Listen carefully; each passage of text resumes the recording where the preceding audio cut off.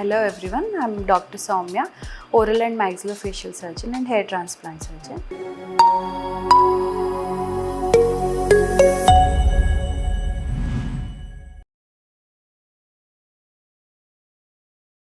So ఇవాళ మనం hair ట్రాన్స్ప్లాంట్లో donor area ఏంటి, ఇంప్లాంటేషన్ ఏరియా ఏంటి అనేది మాట్లాడుకుందాం.